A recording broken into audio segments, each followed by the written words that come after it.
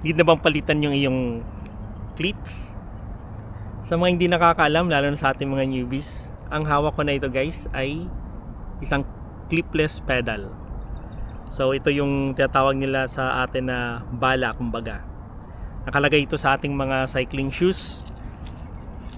Tapos ito yung nagki-clip in doon sa part ng clipless system mo para hindi ka mahulog sa yung bisikleta guys. So this one in particular ay isang SH51 or single release. So pag ni-release mo ito, one side lang, hindi siya multi-release na pwede mo siyang iangat yung toes mo, iangat yung heel mo sa left and papasok. Yun ang mga multi-release guys. Marami kang options paano i-release yung inyong pagka-clip in sa yung clipless pedal. So in this in particular, this one is SH51, single release lang siya guys.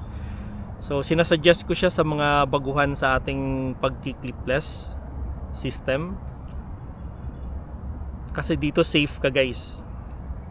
Kasi pag nag-start ka sa multi-release, malaki yung chance na matumba ka.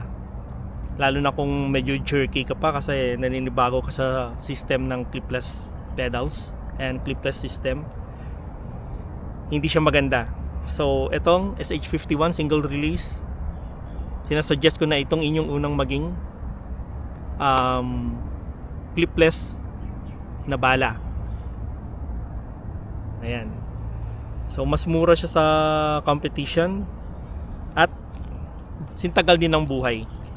So pa tayo bibili ng mahal kung meron namang at par na mga products sa market like this one. So bibigay ko yung link sa description guys para makabili na rin kayo ng sa inyo.